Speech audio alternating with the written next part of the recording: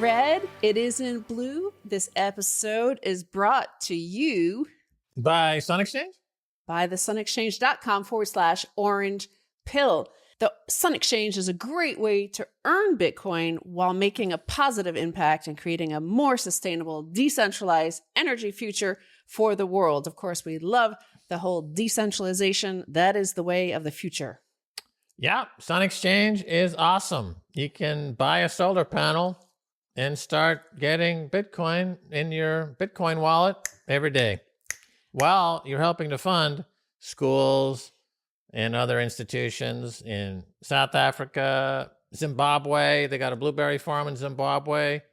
Yes, we're going to talk about Nimbe in the second half. But first, I want to talk to you about this episode, and it's called Beyond Bitcoin Heresy. So we're looking at the orthodoxy right now, the elite mainstream media. New York Times has published a piece this week, an opinion piece called Do Not Go Down the Rabbit Hole. So here with Renaissance 2.0, that is our entire, belief is that we should all go down the rabbit hole. We should all aim to be polymaths. We should all aim to know as much as possible and do it for ourselves, not look for the orthodoxy to tell us what to think, to be willing to accept opinions that are heterodox thinking, that are not like traditional thinking. There be dragons. Yeah, it's so medieval of them. Like, don't look at that rabbit hole. Yeah. It might have mysterious qualities that will upset you. Like New York Times, it's a very vague concept, rabbit hole. Don't look down the rabbit hole. Don't go down the rabbit hole. They're the official paper of record. Shouldn't they be dealing more in syntax that is more expository? Like, we believe here at the New York Times that certain concepts that are being promulgated by unreliable sources have led to a general malaise and misinformation amongst the population, contributing to a lethargy that is eating into the economic vitality of this machine called propaganda. Get more, they're very wordy over there. They go to Harvard, Yale, and Princeton, and they learn how to write like lawyers, right? You get paid by the word over there at the New York Times. The bigger, the more syllables in a word, the higher you up in the hierarchy on the editorial board. So let's see some of that. Don't start memeing 4chan like it's a rabbit hole and there's Pepe the frog is in the rabbit hole. Leave that to 4chan. Stay in your lane. New York Times, stay in your lane. Right. Of course, rabbit hole, everybody knows originally it became a metaphor or sort of allegory and a sort of, way of looking at life via Lewis Carroll. And Alice followed the white rabbit down the rabbit hole and was taken to Wonderland and saw all sorts of surreal, uncomfortable to see things that were completely, time was moved in a different way than Earth, than world she knew. So that uncomfortable sort of discomfort sort of feeling, to challenge preconceived notions in your head is a good way to sort of build yourself and your intellect. So I want to bring up Copernicus because you mentioned Copernicus recently, and I want to introduce him. He was a Renaissance polymath. He was one of these Renaissance guys, born in Prussia, but educated in Italy, in Padua and Bologna. So I want to look at him as a possible way to look at our own life today and challenging the orthodoxy, because of course he set in motion the scientific revolution by presenting just before his death, he published his book about the sun being the center of our solar system. That, of course, was then banned by the Inquisition. It wasn't allowed to be taught.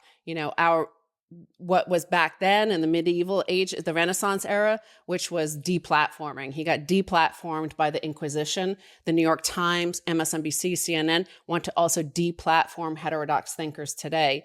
So Copernicus, like I said, Nicholas Copernicus, born in Prussia, he was a mathematician, astronomer, Catholic canon who formulated a model of the universe that placed the sun rather than the earth at the center of what was, the universe then. In 1543, he published on the revolutions of celestial spheres. He was a polymath, a diplomat, governor, translator, classic scholar, physician, and economist.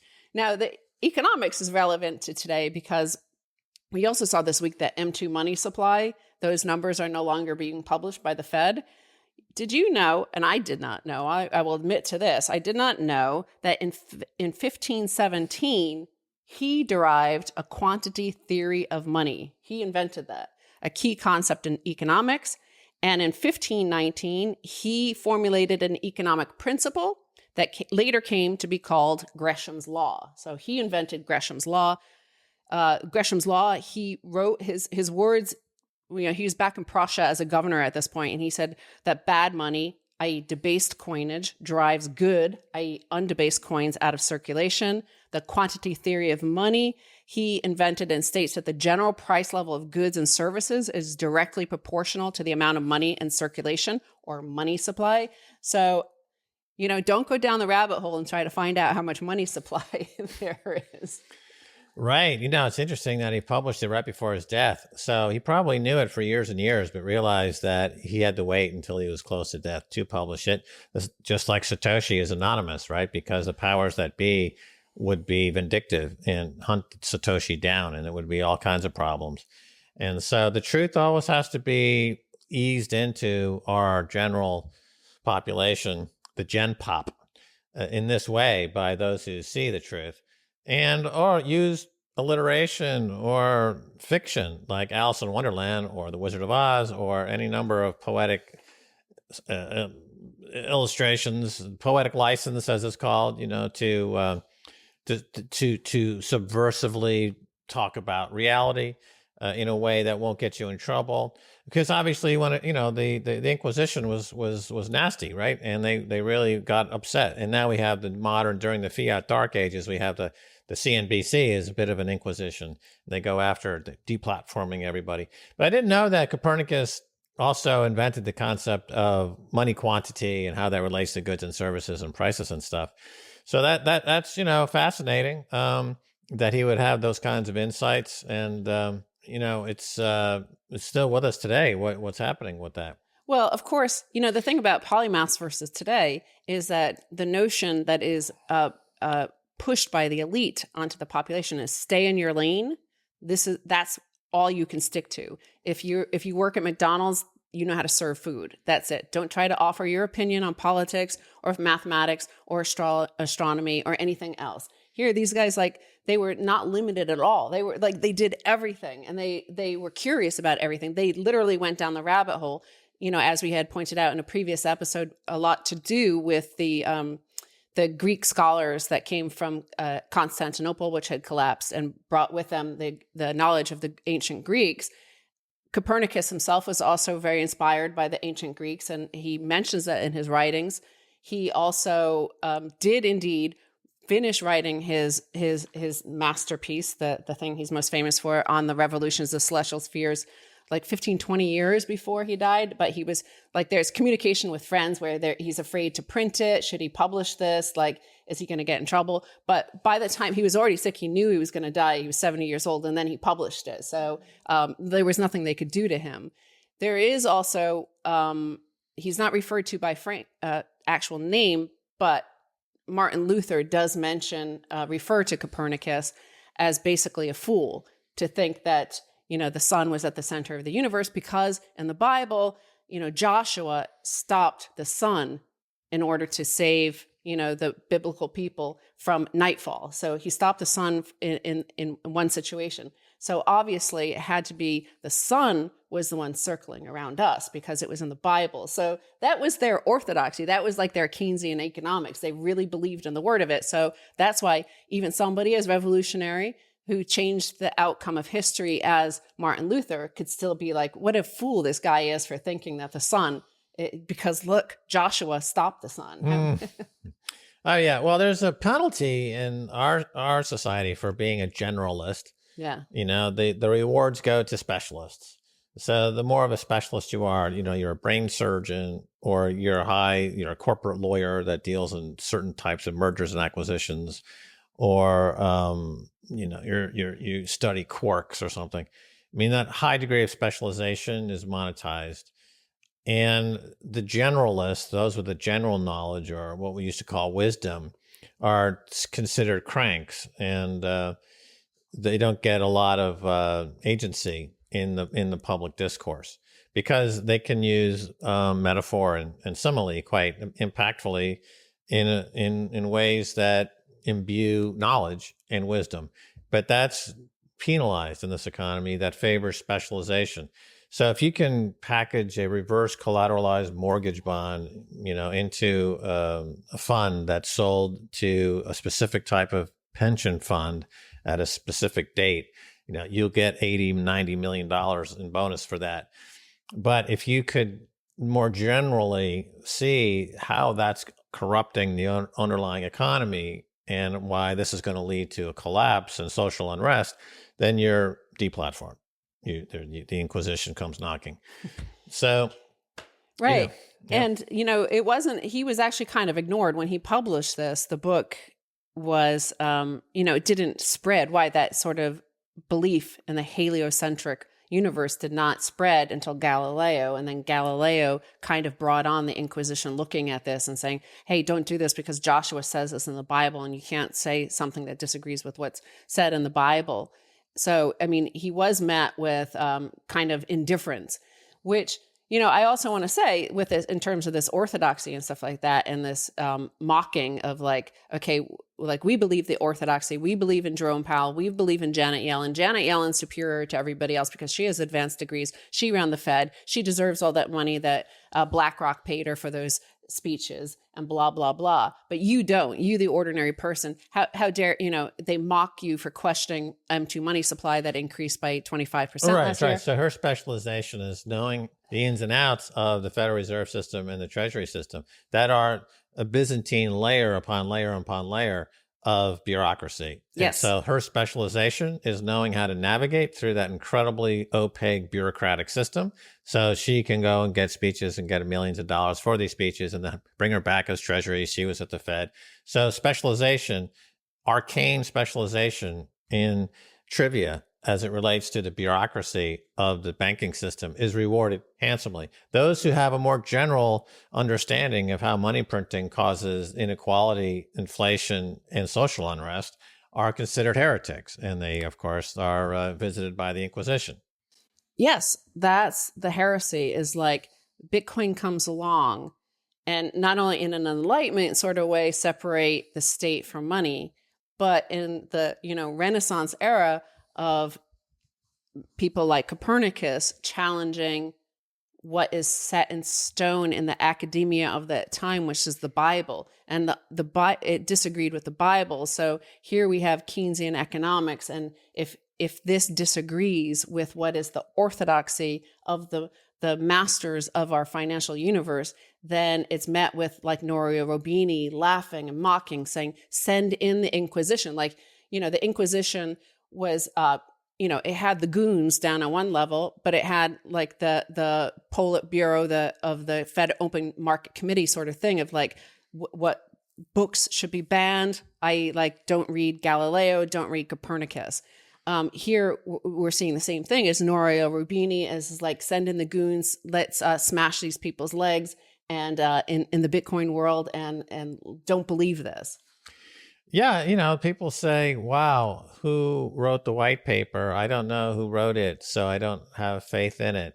I would posit who wrote the Bible. Nobody knows who wrote the Bible, and yet we've got 2 or 3 billion Christians out there who have faith in what's written. Now, the difference, of course, being that the white paper is based on immutable math and goes to battle against superstition and religion. And so that's where we are today. Right. And again, this New York Times piece, I'm going to read you the quote that Matt Taibbi tweeted about this and then see the headline. Just to put this, we laid out a little bit of the history, and you could disagree with some of the facts. And if you're a historian, put them in the YouTube comments down below. But here is Matt Taibbi, like, compare this to how the church was then and starting to run up to a new future that which was setting in, right? Which is these polymaths of the Renaissance who were challenging the notions of who man was, what possibilities lay in man, and also like who we are in the universe, right? They were essentially building the foundation for a new way of looking at humans and our place in the universe. So the church didn't want that. Now here is Matt Taibbi talking about that New York Times piece.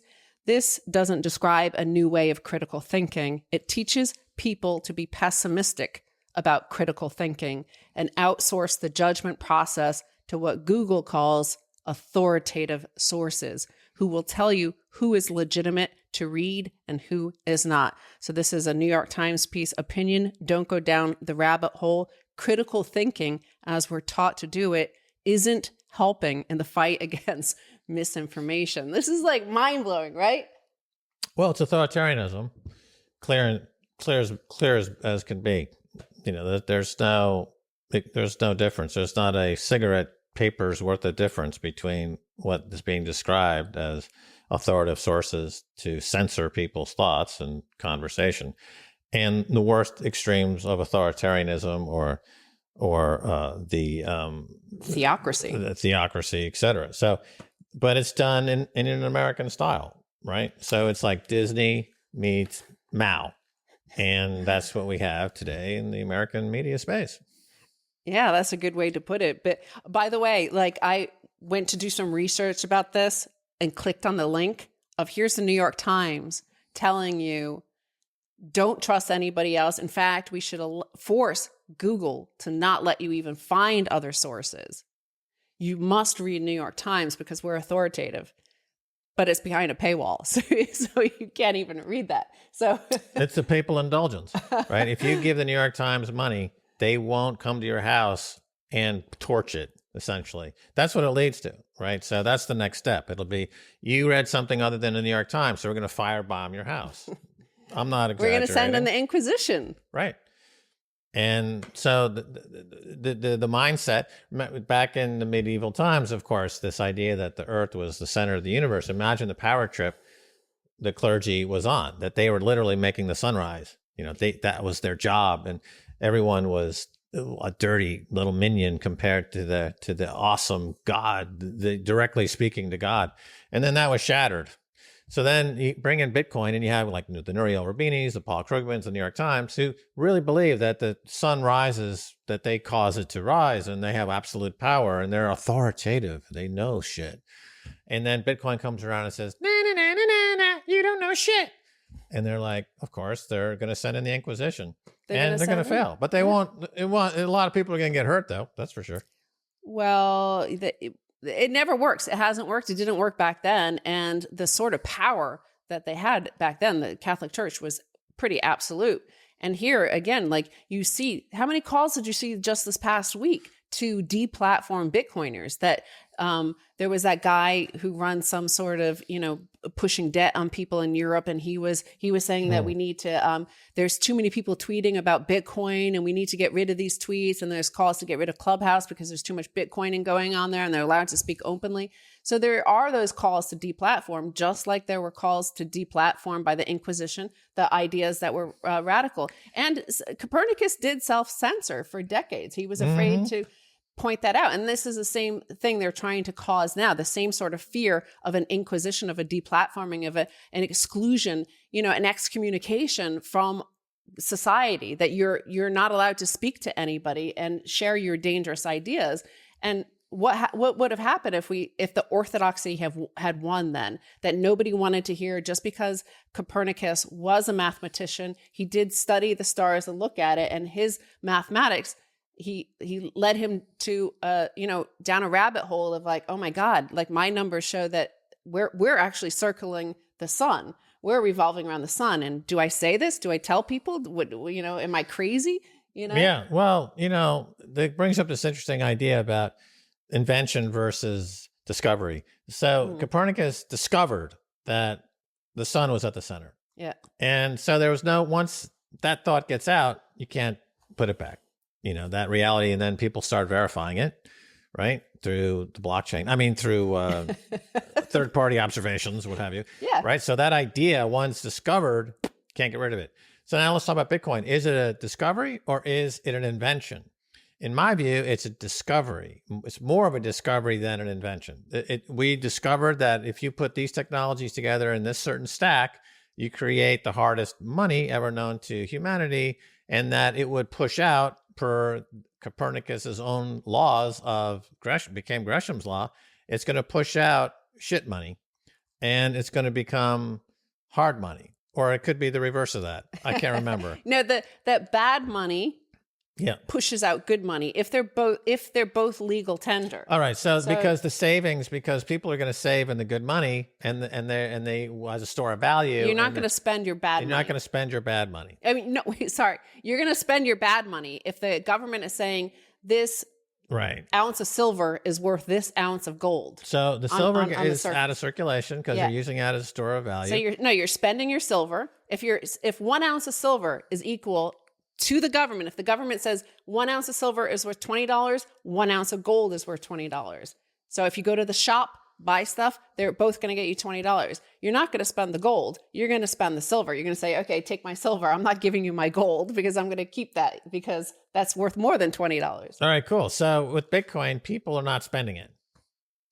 They're saving it. They're saving we it. see that. Exactly. And the numbers are shocking, right? It's all coming off exchanges. It's a store of value. Now, the thing about 1971, when we went off the gold standard, was this idea that if we remove gold completely and we just go with fiat money, we have no danger that anyone's going to save money ever. Yes, because there's no good money. It's no good money. It's just all bad. Right. It's all bad. It's bad money pushing bad money. And that's the great central banking era from 71 to 2020, when we had central banks in charge before Bitcoin became dominant.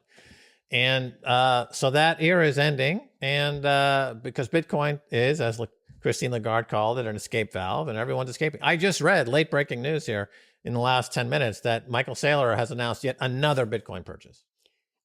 We've been recording for 22 minutes now, so that is like amazing. The polymathic abilities of you to read the internet, be one with the internet. Just before going on air, I saw that there's a news breaking that yet another. So as I've been saying on Clubhouse and elsewhere, that he figured out that actually the solar system, the universe, the multiverse revolves around Bitcoin. Bitcoin is at the center of everything, not only monetarily speaking, but philosophically speaking. And that's why everyone's upset, just because it's all your models are broken. This guy is not joking around. He can keep borrowing at zero until they raise rates. He's going to keep buying Bitcoin. But they can't raise rates because the whole system is based on the Ponzi scheme of lower rates. So he's just sitting there laughing like, okay, I'll buy another billion.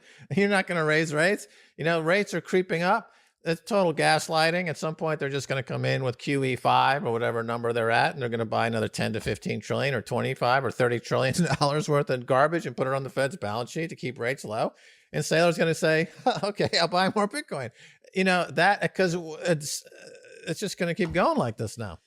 Right. And we're going to turn to a guest, Hong Fang. This is an amazing interview. I was really surprised, pleasantly surprised. I hadn't ever, I've heard of OKCoin exchange, but I hadn't heard of Hong Fang. And she's amazingly smart, bright. And, it's kind of relevant to this conversation of us in this Renaissance 2.0, building a new economy and a sound, honest money system. This is good. Let's go for it. Yes. Well, I'm so excited for this because it's a perfectly timed interview we have here. And that's with Hong Fang. She's the CEO of OKCoin. And OKCoin, by the way, you made a splash in the news, the headlines this week on in the Bitcoin news, because you made the difficult decision, as you describe it, to delist BSV and BCH. Explain your reasons for this decision that you described as a difficult one. Yeah. So back at the time of forking, when BCH and BSV got out of the BTC community, our decision back then was that we, as a exchange, crypto exchange, as a critical part of the market infrastructure, we believe in free markets, and we believe in providing access for people to freely choose how they want to trade. And that trading activity, the liquidity, is an essential part of making tokens work, right? To make the projects work. So we made the decision back then to support all three assets. Moving forward to 2021, when we saw news about Craig Wright suing, or actually back then with threatening to sue developers, open source developers of Bitcoin Core and some of the other organizations for hosting Bitcoin white paper, and claiming that he was the original Satoshi and he owns the IP of Bitcoin. We feel like that was the last straw. That was attacking the fundamental foundation of Bitcoin community. Basically, we believe that the total inception of Bitcoin and the crypto community as a whole, it starts from white paper being published, and after that, actually a whole community came together and brought life to Bitcoin and to the overall industry. It was not just one single person doing it. I think the ethos of this movement is that a community come together, right? Bring things together. So attacking that foundation is not acceptable. So that is the biggest driver for our decision. All right. So as you point out, it's a tough choice to make because you are essentially not going to get that business over there on the exchange. And so how was this decision, or how did you get the feedback from your stakeholders or shareholders or other people that you report to directly? Yeah. Well, when we said it's a difficult decision to make, it was not about business. To be honest, we started the discussion internally when we saw news about Craig Wright threatening to sue some organizations and individuals for hosting white paper and basically, quote, quote, using IP that he owns. We think that was very unacceptable. It was attacking the very foundation of a Bitcoin community and also for crypto community as a whole, because the community can only thrive when we gather around as a community and share in open fashion, right? No single organization or individual owns or controls Bitcoin or any other project in a true crypto sense. So that is really the deciding factor. The reason that we had a difficult decision around that topic really resides in principles that we believe in. One of the principles, obviously, as I mentioned, is that open source foundation of the community. I think that is really the fundamental belief that we have to stand up and defend. The other side of the debate is free markets that we also believe in. I think as an exchange, as a crypto exchange, even if we are a centralized platform, as the best shape of form we can afford today, obviously there are alternative platforms coming up in a decentralized fashion, and we are very excited to see that evolving going forward. But for us as a centralized platform, we still believe in free markets. We want to play a role to enable free markets. We don't want to be the judge to say which horse wins. So our internal debate, starting from the day when we saw the news about Craig Wright threatening to sue, till the very end, was really around those two principles. We felt like we got stuck, right? On the one hand, if we don't delist a BSV, we run the risk of supporting them implicitly. On the other hand, if we do delist BSV, we're asking ourselves, are we playing the judge role. Particularly 1 week after that news, the Wall Street bend movement and kind of the Robin Hood news came out. That was another indication of how a centralized platform can move in the wrong direction. So we were literally debating internally which route should we take. I think ultimately we made the decision recognizing that we are a centralized platform. So we have to stay true to that. When we are a centralized platform, any action or inaction that we take stands for something. If we don't do something, that means something. So if we have to choose between the two, we have to choose the lesser evil. And the lesser evil in this case is to recognize that, yes, it may limit access to certain community as a collateral damage to the market trading. However, we're only part of the market. And also we felt a little bit more comfortable given the fact that the market has already spoken to some extent over the last 3.5 years. Just look at the relative market cap of the three assets. Look at the hash rate, right? Relative hash rate of the three relative networks. Look at the number of developers working on those three projects, and looking at the nodes of those three networks. And particularly looking at the nodes and the number of developers, the sense of decentralization that has been enabled in Bitcoin BTC is the direction that we need to go. We are building this new system not to create a new dictator, be it any individual organization. We want to make it more decentralized, where no central planning is happening ever again. So conversely, it could be good for business. I mean, the reaction from your community could be, hey, we really support what you're doing, and you could attract business. And it might be too early to see the numbers on that, but I'm curious if that would be the effect. The thing about Bitcoin Satoshi Vision and Bitcoin Cash that I've noticed, I've been in this for 10 years now, is that they're just incredibly bad actors. In the case of Bitcoin Cash, they're constantly ripping off the intellectual property of Bitcoin. And in the case, Satoshi Vision has a whole set of irregularities. But if there was a center to attack, let me put it this way: if this were a company like Apple or Amazon, they would have snuffed out these guys long ago for malicious behavior in the marketplace. But because Bitcoin has no CEO, there is no headquarters, there's nobody to defend it. It's really up to the community at the end of the day to defend the values of Bitcoin. And that's what you're doing over there at OKCoin. And Yes. It got to the point where you just said, look, I mean, somebody's got to stand up to malicious bad actors and this Yes. type of behavior. And so now let me ask you this. You've also joined Copa. This is Square, the company Square, their crypto patent alliance. What is its purpose, and what can we expect to see from it? Yes, I think Copa was established, was founded by Square, and there are, I think, more than a dozen members in that organization right now. It's a great initiative. We have been following that very closely, and we wanted to be part of it too. And we are very happy and proud that we're now part of it. I think, again, the essence of this organization is to promote and stand up for the openness of the system, right?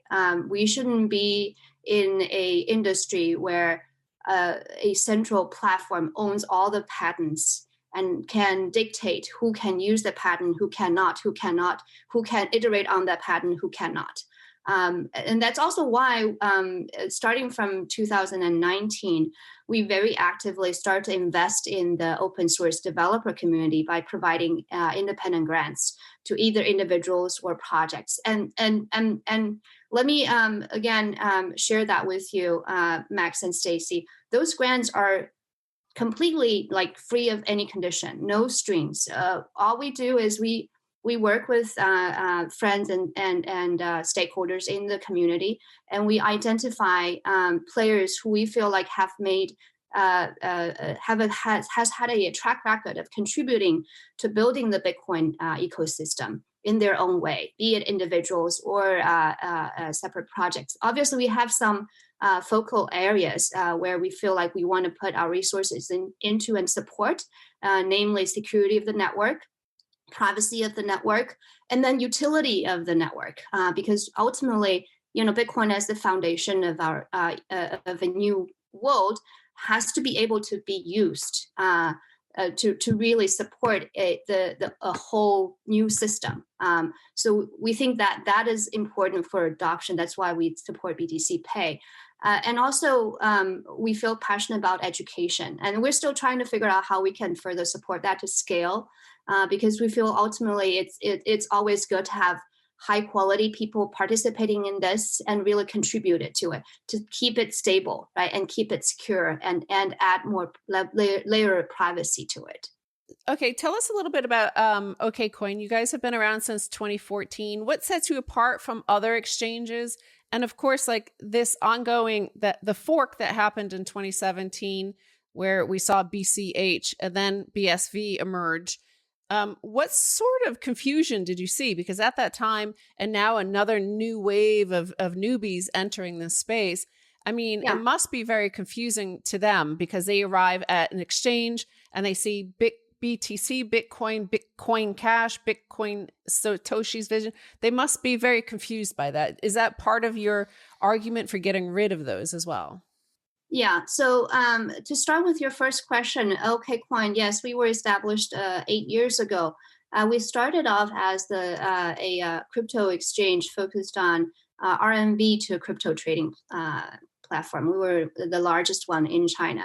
I got to know about them in 2016 when I was doing investment, and I was leading their round B investment back then. And that was when I actually ran down the rabbit hole of Bitcoin and really fell in love with it. And then when 2017, there was a change in the government policy in China.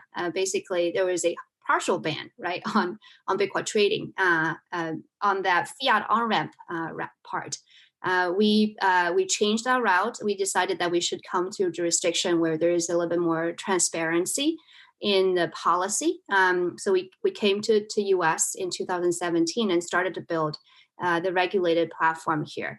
The reason that we want to continue to invest in that is because we think that longer term we believe in a crypto world where things are all better. But at the same time, I think there is a long ramp for the two worlds to run in parallel. And it's important to introduce and help people who don't know about crypto to get into it, to know Bitcoin, to get into this space. And we feel like we have the mission to increase the adoption in that sense. And that's what we are building. Right now, we operate globally. And we feel like we are a platform that is more global. We have our roots in Asia, but now most of our kind of building focus is in US and Europe. As well as we have following in Latin America and Africa as well. Now, to your second question about confusion, I do think that 2020 is a watershed year for that because of everything that we've seen because of the pandemic and the central banks printing money, particularly in US, because previously people thought that US dollar is safe, right? That's the safe haven. But in 2020, things changed with that 25 increase in M2 monetary supply. People realized that everything that is controlled by central banks is prone to being manipulated. And it's not free. It's central planning. That didn't occur to me until I got into Bitcoin. I had the assumption, the illusion that, free markets is free markets in US and Europe, et cetera, but it's not free when the foundational money layer is not free. So I think in 2020, that was really the year when people realized that what need to change is not payment speed. It's not the current system, the current monetary system, the fintech system is perfectly fine in terms of speed. People actually, the transaction TPS is super good in Visa. On Alipay, for example, their TPS is like 300,000. Like that was not the issue. Maybe there's some issue with cross-border transaction, but that touches on the SWIFT system and touches on the fiat system again. So the problem is really around that monetary layer. What money are we talking about? It's not about payment. Money is to start with, the store of value is to start with. Then you talk about how to build a whole new system on top of it. So I think when it comes to the debate about who is the real Bitcoin, yes, there is some, constant debate around that, and people in different camps can, come up with good reasons for why they think they are right. But in 2020, things changed. And when we see all the interest coming into Bitcoin over the last 12 to 16 months, most of those interests came in because of Bitcoin as a store of value, as an alternative, as an exit to the existing system, not because Bitcoin can be faster as a payment route. So I think that is a reality call. And for us, yes, we have to choose between giving people option versus standing up for what we believe in. And I think in this case, there's no perfect answer. We cannot be, it's not black and white. There are things that we have to sacrifice, and there are collateral damage. We have to live with it. That's what we do as a centralized platform. Right. The Fed is central planning. And this is something that a lot of people are waking up to, particularly in the U.S. The U.S. is very critical of other countries saying, oh, it's central planning. It's an autocracy. They fail to mention that the Fed is an autocratic, centrally planned Politburo that is in charge of manipulating prices. And it's quite interesting the way things are evolving. Now, let's get your take on another story that's breaking. Bitcoin is a revolution in money, and that attracts a lot of FUD, uncertainty, and doubt from those with most to lose as fiat disintegrates. Okay, so let's talk about Tether. Tether was one of the biggest of those FUD points. Nouriel Roubini constantly, whenever asked about Bitcoin, he would say, Tether, Tether, Tether. And that's all he would say. So the New York Attorney General has settled their case against Bitfinex, and after 2.5 years found no evidence Tether was used to manipulate Bitcoin prices. Presumably, you saw the FUD this whole time. And is this conclusion, does it go along with what your thoughts were over the past 2 years, Hong? That is a very interesting question. We are, I saw this news this morning. And it's interesting that it feels more like a slap on the wrist, to be honest, given what's going on. But I would say, I think in the ecosystem, I don't think from an on-ramp perspective, right? When we think about how crypto price discovery happens, people have to be able to come in, like whoever have an interest in Bitcoin, either that interest is a speculation interest or a level of conviction, they have to be able to come into the market and start trading. And I think to that, in that sense, Tether plays a central role. And we actually, for example, saw the volume of Tether, I think, greatly increased after 2017, if I remember that correctly. That was after Chinese government banned the direct trading of crypto assets against Chinese yen. And there are many other areas where they probably don't have direct access to Bitcoin through their local currency.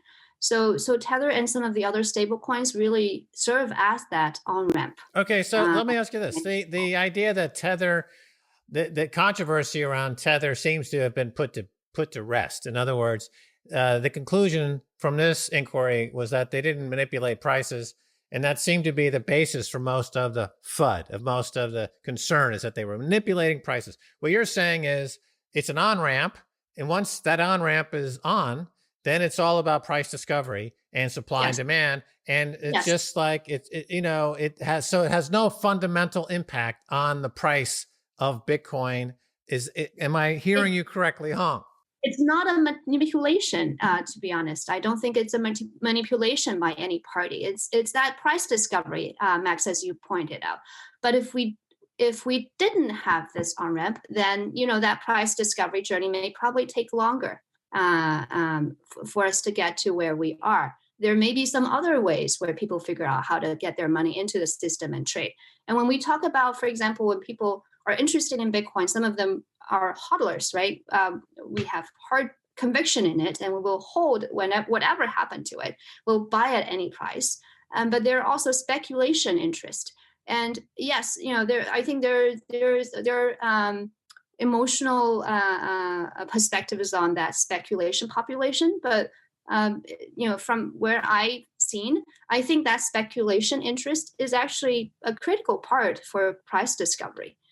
You have to have people in the market, in the free market, who are willing to voice their opinion and actually put money into their belief. And that's part of the price discovery. So yeah, I don't think it is a manipulation of Bitcoin price to any effect. However, if we take away that on-ramp immediately, I think that would have some price implication, short-term price implication to Bitcoin. Just because a lot of the capital actually got in from that on. Right. Just to talk about Tether as a product, it's simply a way to move in and out of assets, virtual assets, digital assets, without having to go into the fiat money world. Yeah. Essentially, and not just between fiat and crypto, right? It's also even within crypto, right, between different platforms. Right. There's so many different exchanges, local or regional or somewhat global. And then there are a lot of price discovery happening on different exchanges. Without that smooth on-ramp that is relatively more stable, it will be a lot more friction that we see in the market in kind of a price of the same asset in different exchanges. Right. But now, I think a money market account is a virtual dollar, right? The money market is not actual money. It's a managed product.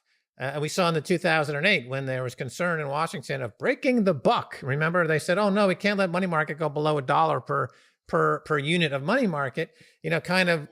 Showing that this is a managed product that is used purely for the plumbing of financiers to move around in various markets. So there's no reason why virtual markets shouldn't have a similar kind of numbnuts product like a Tether to move around different areas as well. It's kind of mimics a money market. I never, ever saw the controversy with Tether other than what Bitfinex had an issue, but now it's been completely resolved. So I don't know what Nouriel Roubini is going to do now. It seems he's got nothing left. He'll move to another piece of FUD that you could probably help us answer here, and that is China. So I hear in the United States, a lot of these sorts of guys like Nouriel Roubini who are on the news and some actual senators and congresspeople are starting to say that China controls mining of Bitcoin. So you were a huge exchange. OKCoin was the biggest exchange in China. You were driven out because of the ban on the conversion of their currency to Bitcoin on exchanges. What are your thoughts on that? Again, it would seem to me like it's just free market, right? Because you have amazing hydroelectric resources in China, but you also, a lot of those are pools for the most part, right? From people participating all over the world. Yeah, I think that is a very typical FUD that people have been talking about. But I mean, to be honest, have we really seen Bitcoin being controlled by miners to start with? No. The hard fork proved that. The user activated soft fork. To start with, it was not controlled by miners, right? Bitcoin community is a community with many stakeholders, including miners, developers, exchangers, and traders, hodlers, and these different populations, they may have relative concentration in one geography or jurisdiction or the other, but they don't all concentrate in one area. If like all the key stakeholders are in one region, then you probably start to get worried. But it's not the case. All these different stakeholders are scattered, and within each group, there's also decent decentralization. And again, mining is very economic driven, right? It's very driven, very much driven by economic interest. And we saw a lot of mining entrepreneurial efforts coming up in areas other than China as well. It will continue to be that way. Right. And the pools are equally distributed within those pools. So a pool in China may not be all Chinese. It could have multiple jurisdictions within that pool. And it just happens to be availing themselves of cheap energy in China at the moment. But that is highly competitive and part of the game theory layer of the Bitcoin stack. And we see now a lot of that mining going to other countries like the United States, Texas, for example. They're very cheap energy source. On that note, China was very famous, or was in the huge lead, certainly a few years ago, on the hardware side, on the chip side, companies like Bitmain. But it seems like the race in the mining space, I don't know if you cover this particularly, but it seems like the race is now less about hardware and chip speed and more about just getting cheap energy. Is that something you've observed? Yes, I would agree. Yeah. Okay. And I asked one final question here, and that is that you mentioned the price signal. The market itself told you that BSV and BCH are not Bitcoin and get rid of them. What else is your market over the past, since 2014? What sort of action have you seen in general, but in particular since 2020? Is it just all Bitcoin? And do you think Bitcoin is also going to, as the second layer, like Lightning and Liquid, are more and more developed, is it going? Is that again going to take the whole DeFi market and all that sort of stuff? I'm open-minded. That's why I got into Bitcoin. So I would like to think that future part of that is probably going to be on Bitcoin. Part of it is probably going to be on other protocols that can actually speak to Bitcoin layer. That's also why, on the one hand, we are supporting Lightning. I think our team is actually working very hard on that. It's going to come out very soon, the launch of it. We're supporting the second layer smart contract protocol like Stacks built on Bitcoin, the DeFi to be built on Bitcoin. And we are supporting some of the other Bitcoin related initiatives. But at the same time, we are also very excited to see other protocols coming up, like Avalanche, like Link, like that kind of cover that interoperability, like Dot, Algorand, right? In addition to Ethereum. So I think in that verdict has yet to be delivered. I think it's very much still experimental phase. The question of who is the best hard money, that is over. Bitcoin is a very stable product, and the developer community is also very careful in protecting the stableness of it and the predictability of it, and that's important for us. But at the same time, how to build on top of it a whole new system that actually give us that real internet, people-owned internet.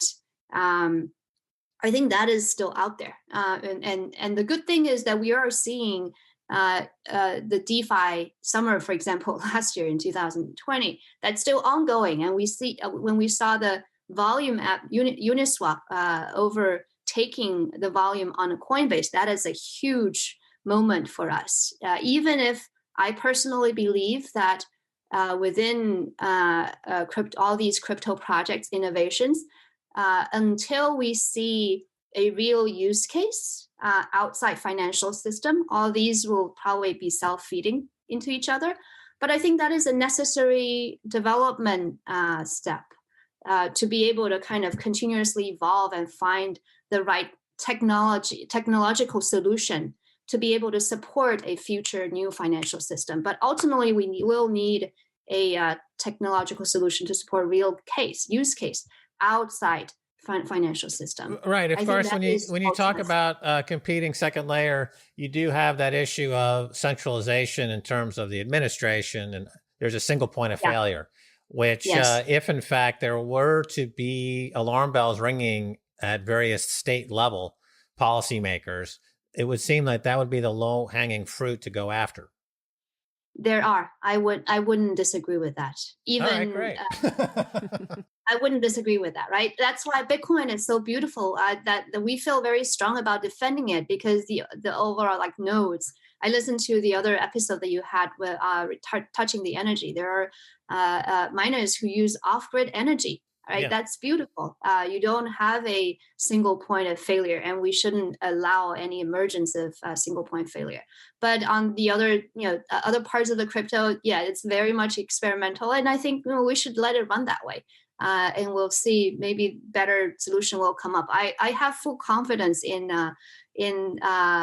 people, technical innovation. I think that's all that has happened over the last 100 years or 10 years or 20 years that have carried us so far.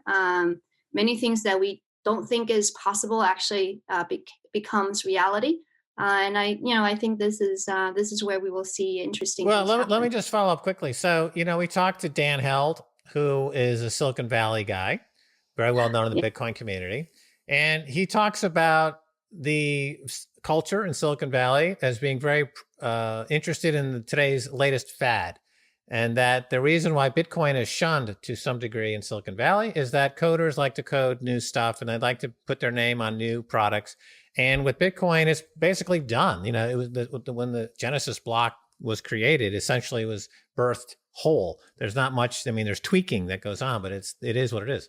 And so my question is, do you see that in the community, in the technological community? Obviously, you're very supportive of the whole open source movement. And, that goes back to Linus Torvald, and it goes back to the mid 90s.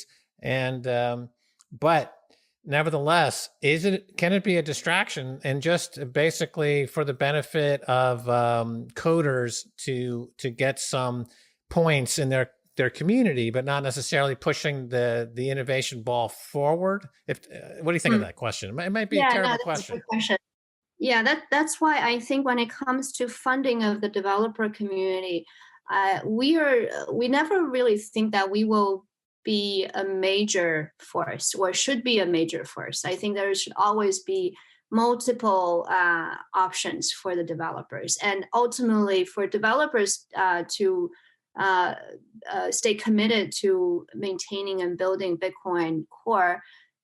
Passion should be the deciding factor, not money, right? So that's why we're not using that as an incentive. We're really looking at past track record and see how we can help support that. And I would definitely agree with Dan's point on the fact that Bitcoin is a very much done product. And when there's a lot of kind of maintenance and reviewing going on, and that's actually part of the kind of the tedious work that's happening behind the scene. That was how we have in our last 12 months sponsoring those developers. And in our conversation with them, that's what we have come to realize as well. And that's actually important. It doesn't mean that the network doesn't need any maintenance. The network is growing right now. Starting people probably thinking about, okay, this price point is actually pretty amazing compared to a year ago, or even half year ago. However, think about the future and the future adoption. People coming onto the platform in the future will be, I don't know, 10, more than 10, like 100 or 1,000 or million times of what we currently have. And this is the foundational monetary layer. We need to make sure that it's secure and somehow we can add privacy to it. So I think there's still work to be done. And, I feel like we and many other players out there having their different ways of supporting the community, how to find ways to continue to keep this funding piece also decentralized so that it doesn't act as a distraction. It shouldn't replace the initial motivation of working on it, right? It shouldn't, we shouldn't attract the non-qualified developers to work on it because of the economic incentive. It's really kind of, we need to maintain that fire, respect that fire, and just provide some support to it. So I don't have a great answer, but I think that's ongoing community efforts. Yeah, it's ongoing. It's a work in progress. That's the beautiful thing about it, and we're all kind of on the same page there. So yeah, fantastic. That was a great interview. Thank you for talking to us, and it also, you've demonstrated just like an amazing anti-fragility that is emblematic of the entire Bitcoin space, that, you know, you can get shut down in China and just pick up and move your operations elsewhere to somewhere that wants you. And that's the future of Bitcoin at the moment. Countries have to start getting on board and inviting these amazing entrepreneurs, or else get left behind. Yeah, that's the beauty of Bitcoin. Yeah, right. Thank you for having me. Thank you, Stacy. Thank you, Max. Sun Exchange is the world's first peer-to-peer solar leasing platform. Earn Bitcoin solar power in communities in Africa and be part of the new world economy. Visit thesunexchange.com/orange pill and start monetizing sunshine today. All right. That was a fantastic interview, brought to you, of course, by our sponsors, thesunexchange.com/orange pill and swanbitcoin.com/orange pill. I smash bought some Bitcoin during that break. And I also want to remind you that over at the Sun Exchange, not only are we going to have a cocktail party with them on Tuesday, you have to join our Telegram group, t.me/orange pill, to make sure you're at that cocktail party. But you could ask questions about the Nimbe project. That's the one that everybody was excited about. People were asking about it in the room, the listening room. There's people listening right now to these words as I speak there, right? They're listening to us in the clubhouse. The listening room. They're listening. I love that word, right? The listening. That's like going down a rabbit hole. Of course, the New York Times wants you to shut off that rabbit hole. But they were interested in that Nimbe project out of Zimbabwe, and helping, you know, put the solar cells on the huge agricultural project in Zimbabwe. And, you know, Max finds blueberries very important to his lockdown life. Yeah, blueberries are superfood. And I crush them up and I sprinkle them on other superfoods, and it becomes a super parfait of goodness. And there's nothing better than a good blueberry cheesecake, to mention just one application of the blueberry. So do it for Max's blueberries. Participate in that. I think the funding is almost complete on that. But, you know, join our Telegram group and you might be able to join our cocktail party with Abe Cambridge, the founder and CEO of the Sun Exchange. But let's talk about that conversation we had with Hong Fang. I was really surprised just, you know, that there was this woman who I didn't know of her, and she's so smart. Like, her conversation was really interesting. And I when I was listening to it, I thought you would be most interested in the fact that she kept bringing up price signals, because that's so important to your own history. Right. So she's letting the market guide her actions, which makes sense if you're in the exchange business. And what the market's saying is that the hard forks, Bitcoin Cash, Bitcoin Satoshi Vision, are not going anywhere. In fact, they will fade away. They'll probably be, I just saw a story on CoinDesk saying, you know, Bitcoin Cash is about to fall out of the top 10. You know, as early as a year ago, it was number 3 in terms of market cap, and it's about to fall out of the top 10. Bitcoin Satoshi Vision is already well down the list, and these two will just fade away because the price signal, that is what determines how capital is allocated throughout an economy, is flashing problems. You know, like, nobody wants to go into this garbage coin, this hard fork garbage coin that is it's not attracting any developers, it's not attracting any hash rate, it's not attracting capital.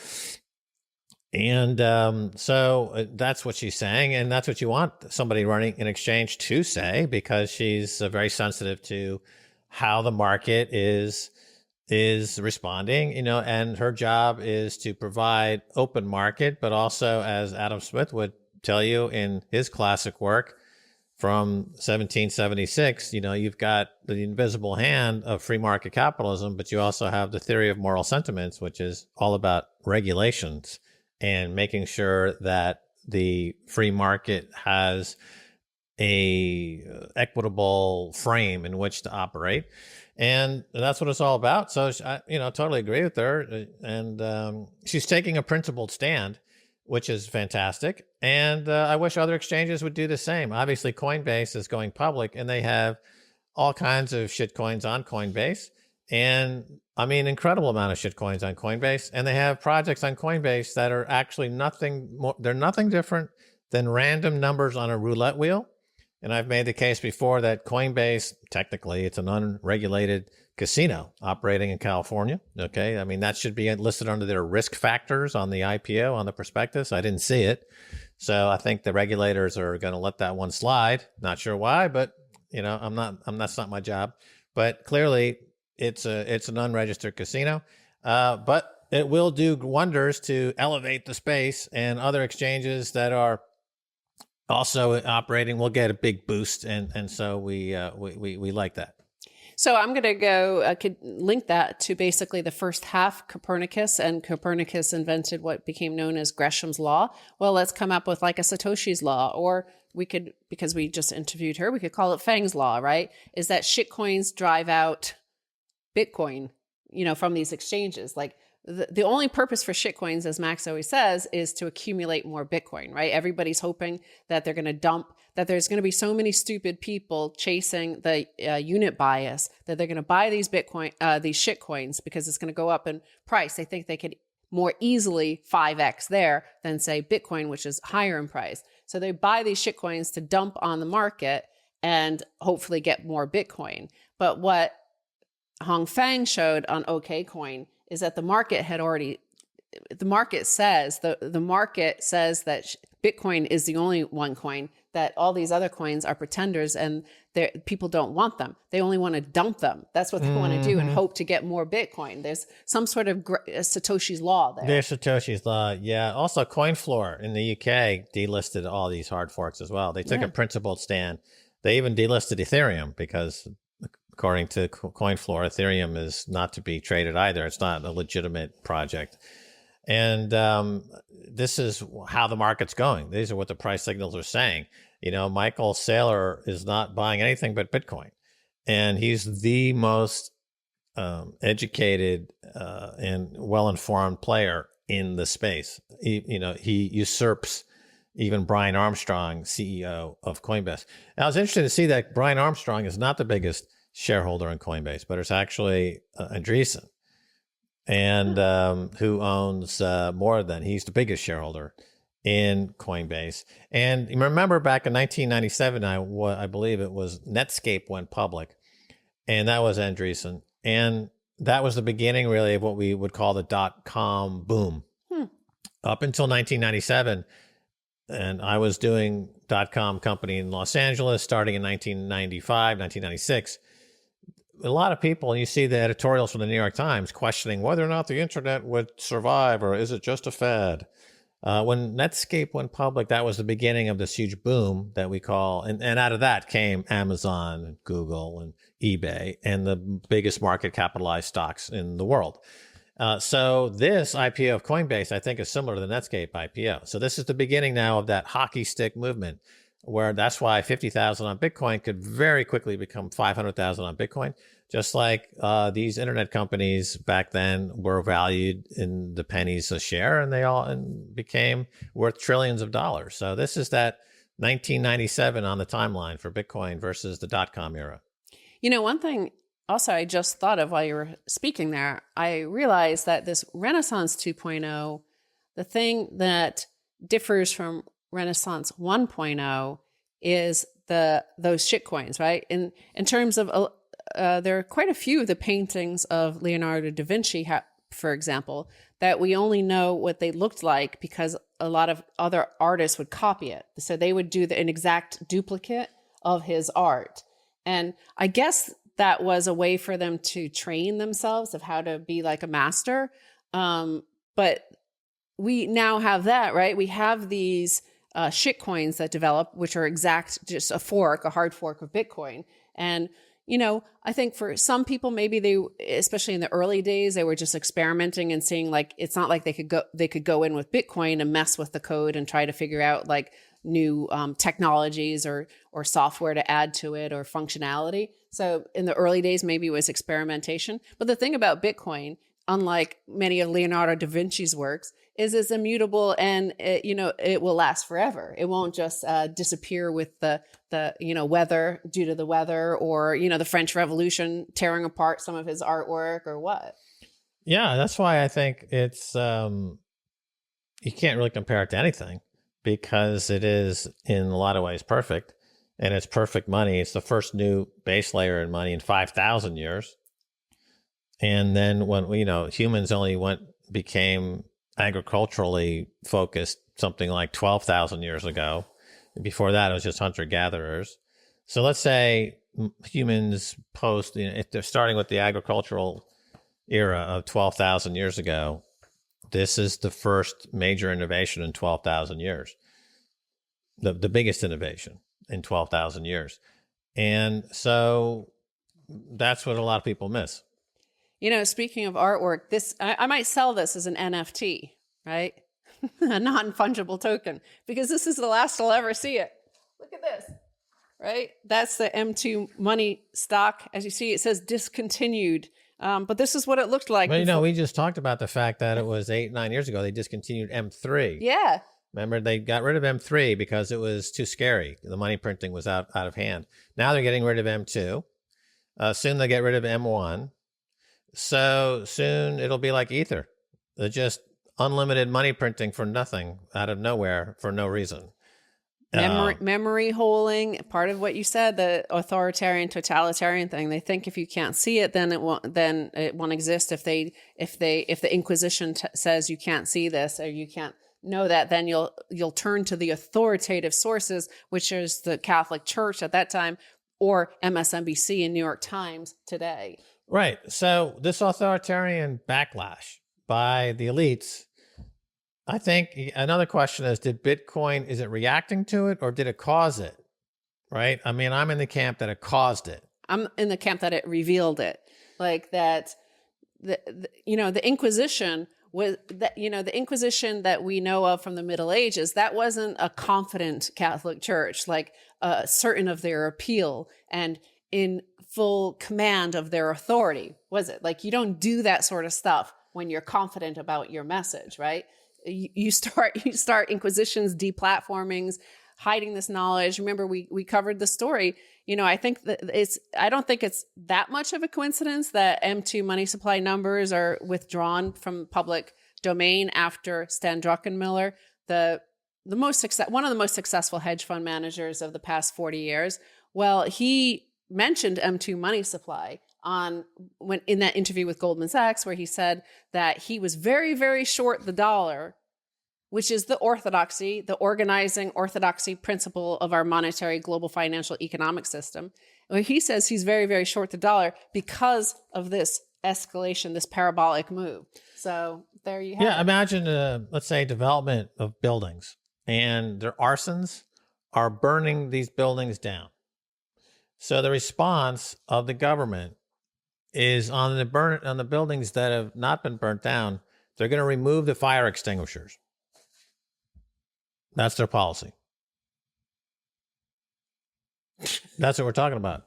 Okay, the arsonists are money printers at the Fed. And there's a concern that they're burning the economy down. So their response is to remove the fire extinguishers from those buildings that haven't been burnt down. It's a non-linear reaction. It makes no sense. But like the Catholic Church in the medieval times, the more you repeat something that makes no sense, the more you need to send in the Inquisition. Yes. Right? So if what they said made sense, you wouldn't need the Inquisition, because people are people. Wherever they go, they have a certain innate characteristics of reasonable intelligence, even at the very base layer. But if you violate nature law, if you say, actually, the sun is rising in the west and setting in the east, they're going to say that doesn't make sense, and so they have to send in the Inquisition and say, no, the beatings will continue until morale improves, right? So the lack of information will continue until the inflation numbers improve. But of course, the inflation numbers are not going to improve. They're going to continue ratcheting higher because you keep printing money, right? So the institutions are completely bankrupt and they're just worthless at this moment. Well, speaking of institutions, the last headline here before we have to go is about Coinbase. And this is why I say we are beyond the Bitcoin heresy, because Bitcoin was heresy in the early days because it contradicted all of the economic principles and monetary principles that were being pushed by the orthodoxy, the Vatican of the Fed Reserve Bank, the Federal Reserve Bank.